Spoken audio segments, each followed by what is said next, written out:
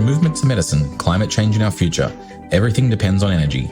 We use it to drive us, we use it to heal us. This is The Coefficient Life, and we sit down with the smartest scientists, futurists and thinkers on the planet to discuss the big ideas around energy in all its forms and ask the questions you wish you could ask them. I'm your host, Anthony Salomon. And I'm your other host, Ken Brooks. Anthony and I are here to bring you stories that are shaping the future of our planet. Now let's dive on into a universe of energy.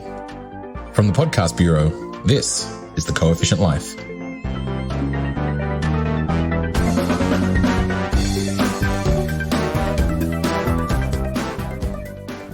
What is neutron dosimetry?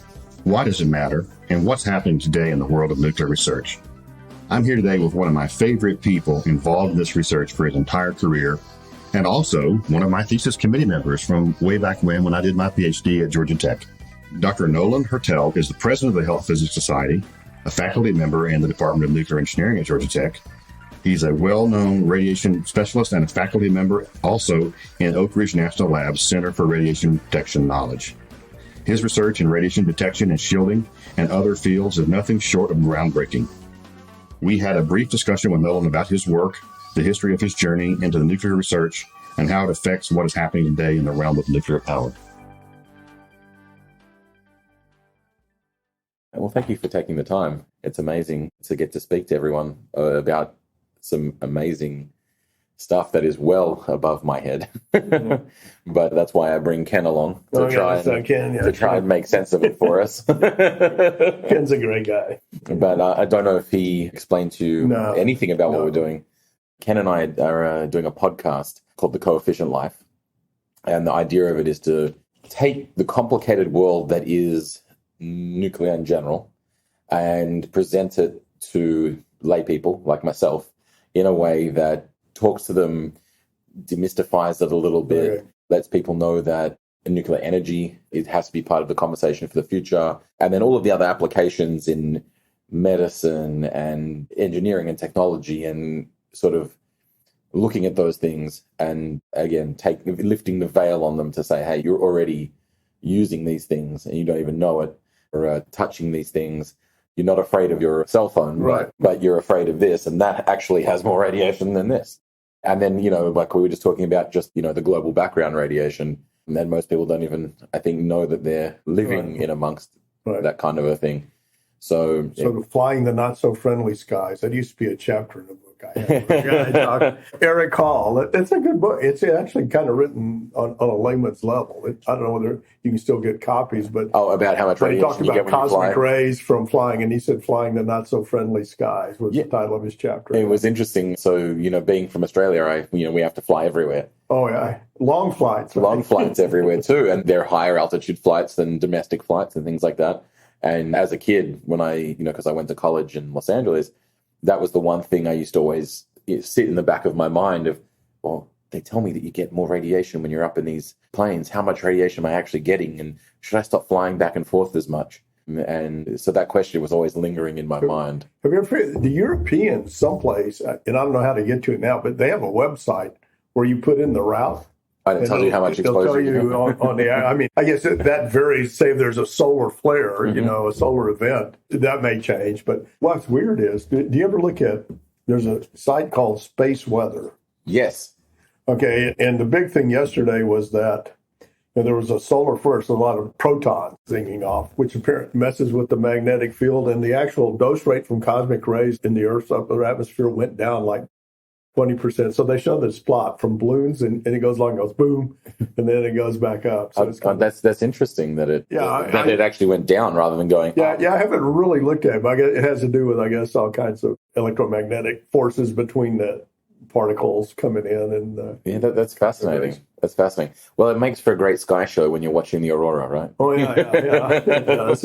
Well, and what people don't recognize is we had a guy from Tennessee who likes to model solar flares, and there are solar events that happened in the past that pretty much kind of like take down the electric grid if they happened again. There are interesting complications that people, the average person on the street Yeah, never have thought I mean, the one I tend to think about the most is we rely on, obviously a lot of low Earth orbit satellites for our GPS. Right. And what would happen if a solar flare knocked even one of those out of its orbit? See, and I used to do Sam Nunn's school here. I went, they have a kind of a program, non-proliferation kind of thing, security program. So I went through the Sam Nunn security program, because there were 3 or 4 faculty members.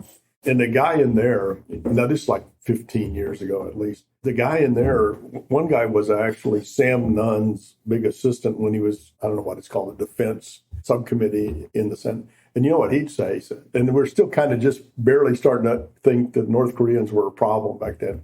And he said, well, you know what they really ought to do, I'm surprised he said this, is launch a couple of nuclear weapons just high up in the atmosphere, detonate them, the electromagnetic pulse will take out all the banking in the world because everything's bouncing off of these. And I'm like, that would be worse than blowing up California, right? 100%. Yeah, 100%. I mean, but I assume people know about that. But See, there's an interesting question. Can you shield from an EMP that's the byproduct of a nuclear reaction? Well, you can, but probably not on a satellite. Not on a satellite. Yeah, Of course, because you want it to be so light that the answer to that's the old joke in shielding. You can always shield everything if you have enough weight and money and time. The other weird thing is, I don't know if you noticed where NASA wants to launch a nuclear weapon at an asteroid just to practice. Yeah, they should actually do that, I think. No, they want to do it. Well, they have to know if they can deflect it. By what degree can you deflect its momentum? Yeah. I mean, otherwise, how can you stop an asteroid event? Yeah. So the only force powerful enough that we have to deflect it is that. Yeah. It needs to be, in fact, they need to send a whole MX missile at it with all the MIRVs. Yeah, man, he's into it. This guy's into everything, man. Hey, there's nothing this guy's not excited about. That's kind of true, isn't it? But if we hit it when it's far enough away, we only have to hit it like 1 or 2 degrees, because by the time it gets us, a little bit, that 1 or 2 degrees is all the way out here, But he is right. I mean, I get so into this stuff. It's like I was still in graduate school. Isn't it true, Nolan? Oh, well, I get into it just like I'm watching Armageddon. So I'm ready. I'm ready just to go home and mow lawns the rest of my life. So what's your field of expertise in all of this? So in all of this, I'm more of an applied radiation physics kind of guy, I guess, with a emphasis on neutron detection and neutron dosimetry, measurement of neutron dose. Those would be big things, mainly applied to radiation protection applications, but also I've done some stuff where neutron measurements look at fundamental nuclear data. How well if we measure something and we set this up, how well can we actually calculate it? So that's how I got my start on my PhD, what we call an integral experiment, where we made a measurement, we modeled it and said, what does that tell us? How good the nuclear, assuming the code algorithms were correct, what does that tell us about the nuclear data? What maybe should people go off and measure better and work on? So I've done that, done some detection. After 9/11, everybody went nuts at funding agencies in the United States. We need new detectors, blah, blah, blah. So I worked with some of the material science guys here on a couple of detector types like zinc oxide. But in the last 7 years, I taken on a joint faculty appointment at Oak Ridge National Lab in what's called, and I hate this name, the Center for Radiation Protection Knowledge. I think they should have left the knowledge off, okay? Because, I'm saying it's like a cumbersome title, right? Yeah. But I actually served, believe it or not, as the interim director because the senior guy there didn't want to be that. Well, yeah, he didn't want to go talk to people, okay? So I was he didn't like the acronym. PR was better than CPR. It's bad because I'd go to D.C. and they'd say, okay, what you guys been doing? And I'm like a talking head. And then some guy asked you a question and you answer it correctly, but he questions whether you answered it correctly. Like, did they do this? I said, this is how they did it. Oh, are you sure that's how they did it? I didn't think they. And then I go back and they said, no, you were right. but I found it being the talking. Well, I guess it's like being a politician, right? I did mainly that, but we've done.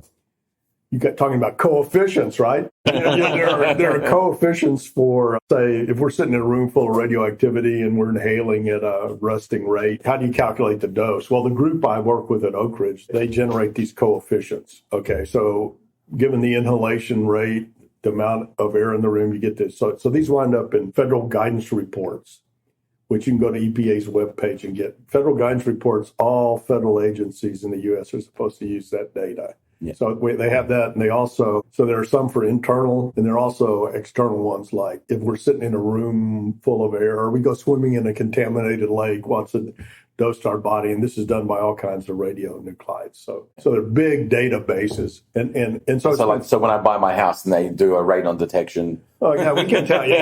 Well, internationally, people are thinking harder about how they calculate radon. Well, in Florida, it's important because the sand has natural uranium deposits, so that's I have a radon detector in my home. Yeah. When I bought a house here 30 years ago, that was when a lot of the radon stuff was coming out, and I thought, okay, I want to make sure that when I go to sell this, I don't have a problem I don't know about. So I actually had a radon measurement made. 1.4 picocuries per liter, so it's like about a factor of 3 below the action level.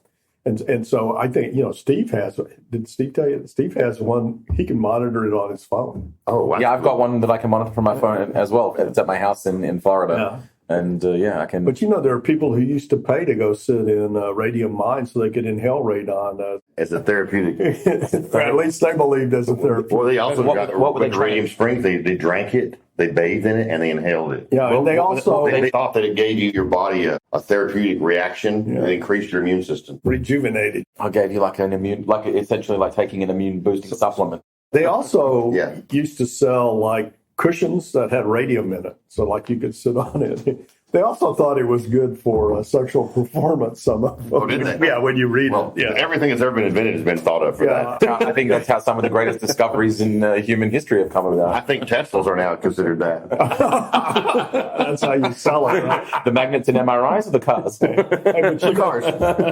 But I have to tell you, the other day I did see a Tesla that broke down on the side of the road. So all those people. Well, we drove here in one from Orlando, and yesterday it was the first time ever in my life I got some range anxiety. So occasionally I've been talking about electric cars, right? Yeah. Our current president acts like by 2035 everybody have an electric car. Okay, if they give me one, fine. You think about people who don't make much money. How's this going to work? Yeah, how's it going to work? But anyway, so I took the total mileage of just the interstate highways in the United States. And I said, okay, what's the range of a Tesla? 200 something? 200 something. Yeah. Okay. So I said, okay, now we need charging stations every 200 miles along this 50,000 miles of interstate highway. And really, it didn't make sense to have them every 200 miles, right? And how many charging stations do you need? Because it takes, 30 minutes? Yeah, 20 to 30 minutes. 30 minutes. So do I want to wait 20 minutes while he's charging and then charge mine? So I went to this thing, I said, this is a natural application for microreactors, small modular reactors. Absolutely. We put them all over the country, bury them, And they're always available. And it's always charged. Rain or shine, wind or none. And the Canadians are already thinking about that for the indigenous people in the far reaches. They don't want to run grid lines up there. So they're really pushing small modular reactors to go there. And somebody said, well, are they going to mess with them? But I think people envision some of these looking just kind of like a battery, right? Runs for 16 years. Nobody like a transformer yard. Nobody messes with a transformer yard, right? They're stupid. So you do that. So I mean, there's some interesting. As long as it doesn't have a big sign on it that says, I'm a nuclear reactor. Come here and see me. Well, then I saw just yesterday NASA saying let's put a reactor on the moon. Yeah, I was reading about that too. Yeah. So, but I think they're using it as to then create the moon as a way station for. Yeah. Well, and they say ultimately we need one on Mars. Well, don't worry, Nolan. You'll get the call about doing some modeling for that. Yeah. So you'll learn all about the details. Because some person has to go to the moon. You have to do the calculation of what happens if we fall into a crater on top of this thing. Well, no. Well, you know what they used to do for Mars when George W. Bush, when we were going to Mars in that administration. I went to a meeting and they showed this graphic, solar panels on Mars to give you maybe, I forget what the power was, but it was 13 NFL football fields of solar panels. And the problem is the dust settles, so you lose about 5% of the power every month. And then they showed, so they showed this big area on a graph and they put a little dot, boom. This is a nuclear reactor generating, and I think it was only a tiny 200 megawatts. Yeah. Well, it wasn't even that big. It was just 100 megawatts, 50 megawatts. Oh, and their idea was you put a shadow shield.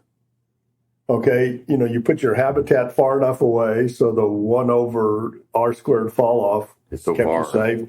And then you put a shield that just kind of shadowed that area, so it wasn't blasting you. So I don't know whether those concepts will come back or not, but Well, they could bury them because you don't have plate tectonics there, so you could bury them safely in Mars. well, see, their idea was you send an unmanned mission, Yeah. the reactor lands, it starts up, you need hydrogen for the return trip, right? So sure. so you start doing chemical processes, do radiolysis to break it out of water. Of course, now they think they have water, but I guess originally they're going to send water with it, and then you're ready to go back. So, I mean, it was kind of, I went to that meeting, nobody would really, that was a meeting when Bill Clinton was still president. So nobody said, oh, we're going with the reactor, but it was apparent that's where that was the way to go. And their argument is you can go really deep into space if you have enough power to do stuff.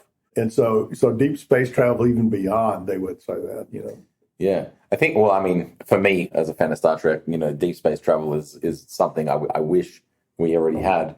But from my understanding, it's limited not by the fuel source, it's limited by the speed at which we can travel. Right.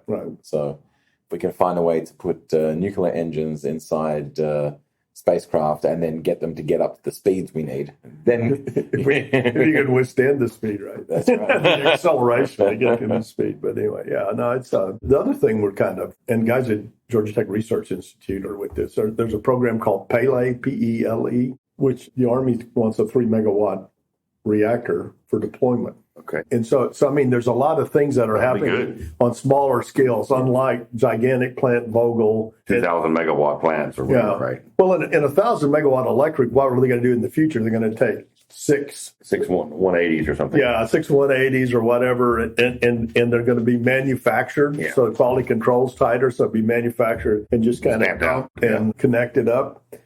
And you're ready to go. So those are all innovative things. And I guess what I was surprised is 2 years ago I was at a meeting in Canada, and they're really fired up about it. Canada always has been. Yeah. Canada always has been really brilliant. Yeah, I mean, when Ken and I started talking about small modular reactors, I started listening to podcasts, I'm reading about them, and the fact that you could power so much from something so little for such a long period of time is fascinating to me. And it was fascinating to the naval nuclear community as well. Adam Rickover picked up on that. Yeah. That's why we have a naval nuclear navy. And what we have, though, is guys like Bill Gates who say, hey, this is a good way to go. Elon Musk, all these guys. Anybody looks at the data objectively, they come to that conclusion. Are putting money into this. So it's interesting to see what's going to happen. And again, it comes down to, the lay people not having a greater understanding of it. Then you have people like Bill Gates and Elon Musk and people like that are far more intelligent than the everyday human being. And they sit there and they look at it objectively, without any other preconception. And they go, well, the data supports this. Yeah. Well, there's just it's also an easy conclusion to come to. They're just the scale of power production capable is massively the population different. of the Earth is ever expanding at this point, I think. So it's we'll come to a point soon where it... And the challenge is when it comes to solar energy and wind energy, people are always arguing battery storage and all that stuff, but the sun doesn't always shine. We know that. Have you ever taken the train from Vienna to Budapest? No. You go through there and there's like hundreds of windmills and about 5% of them are turning. So I don't know what that means. They don't need the power or the wind wasn't strong enough to turn all of them. I don't know. Yeah, the interesting thing about that, as you said, is you need battery storage. And then the battery storage is not, it's not efficient to, degrades over time. And then it's also got, what do you do when the battery, where does that go? Buy another one from China. Yeah, but then and they kill the rainforest to make the battery. Exactly, they got to dig up South America to get all the lithium out of the ground to make the battery. Or you can just be intelligent. And then what do you do with the dead battery cells? Yeah, they're not recyclable, and it doesn't decay.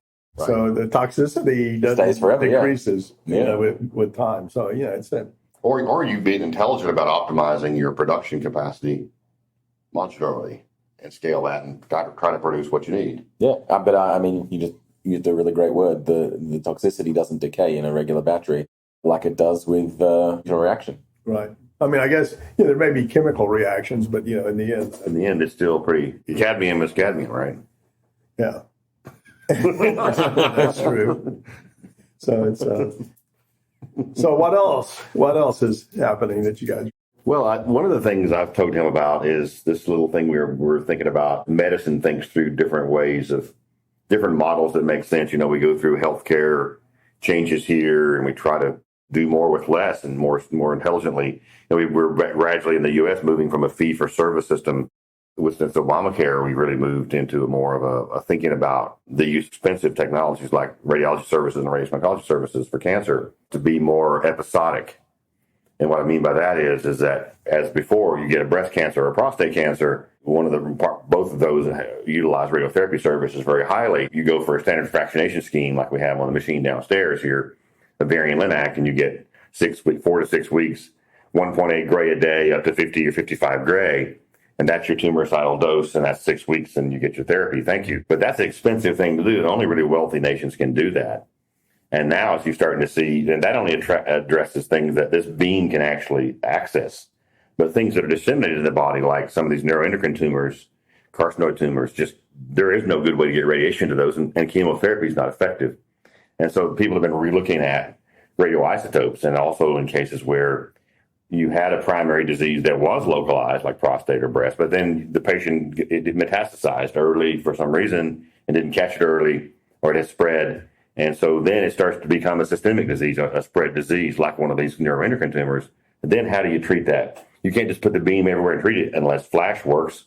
Maybe you can do that if flash works, but assuming you don't. I think he already gave up on flash. If you gave up. No, I'm going to give it up. I don't think it's a difference in timing. His dying words are going to be flash. No, I believe in it. It's just time. No, I understand. But in the meantime, what do we do in the meantime, right? And in the meantime, I think it creates this interesting path for radionuclides to be looked at again. Well, you're looking at Mr. Data for radionuclides here. Yeah. Years ago, we had a former. What's old is new again, Nolan. We have an alumni who came to me. This is like maybe 25 years ago already, and he said, "Okay, what's the problem in developing countries? Refrigeration, right? You don't have power. Yeah, sure. Okay, so food and radiation makes sense, right? You hermetically seal it." He said, "Well, then you don't have power. You can't use an accelerator." He said, So his idea was he was going to build a canal kind of thing and float the food past a cobalt-60 source. And I've not heard that one before. And I'm saying, well, that's interesting, but you better really secure the that's not going to work. The source. But I mean, it's kind of another look. Yeah, well, what you say, what's old is new. I always tell when it comes to detector development. There's an old magazine called Nucleonics that was in the 50s. If you go in there and you look, you'll see some guys had some really good ideas, but they didn't have the technology to pull it off. And you look at those and redo them now. And I keep thinking, maybe when I retire, I'll just bring a big stack of those home and work through them. Yeah, because there's some interesting things in there. But they couldn't do it, for either they didn't have the cryogenic systems and all this stuff that we have now, so they can. Well, nowadays, in particular, I've engaged with Nolan still. It's interesting. All these years later, we're still working on the stuff together for this, doing some modeling for radioisotopes for optimizing possible use of topical treatments of radiation for the number one indication of cancer in all human races, the skin cancer. And so there may be ways to make that much more convenient, and it requires someone to optimize and model the isotopes and then think about the supply chain of those isotopes and where they can come from. Can they come from reactor process stuff, or can they come from electronically created in an artificially created by linear accelerator device? And proper selection of materials and proper processing of those materials. And so that has ramifications for where you could be used. In Australia or somewhere like that, or some other place, or in a dense city, you might choose one option or the other. I think that's because you have this radioisotope option that possibly enables that, whereas having to put a linear accelerator everywhere is not necessarily, to your friend who wanted to float the river people, it's not necessarily the best option even today. You could develop convenient, you can make some convenient things happen because of that. Yeah, I mean, being able to take isotopes and ingest them or topically use them or whatever it is to attack certain things very specifically. Yes. And having that certain receptors, amazing, right? And so the alternative is really quite crude. It's butchery, it's surgery. Yeah. Mohs surgery just says, it's a simple technique. It says, keep cutting skin until you get a negative path result back. So it's cut, slice path. Stay here all day, Mr. Brooks. Well, sorry, your ear is gone. We'll put you a fake ear on there. Yeah. Well, I guess I better let Anna in, right? Okay, you gotta go. Up next. Well, I think she's in at 10:30. We don't want to. Okay. Oh, you we don't want want to her. mess with Well, that. thank you so much I know, for I'm your messing with time. It's been fun. It's all interesting, and a lot of things. We're kind of teaming with guys at Emory to try and you can take neutrons, and I don't know whether you know what linear energy transfer spectrum is. But you can take neutrons and look at the recoils in tissue, and you can say, hey, that looks kind of like the linear energy distribution from cosmic rays. So can you do things without going to gigantic labs? So that's the fun thing I'm closing out my career with, I think. Sounds like a lot of No, you're not. You're closing it out with skin patches. Oh, yeah. for skin Okay. cancer. And Vienna's in major lockdown, so most restaurants are closed. I assume you can get delivery. So I'll probably be running some numbers for you at night. Have a fantastic trip, and thank you again. Thank you, Nolan.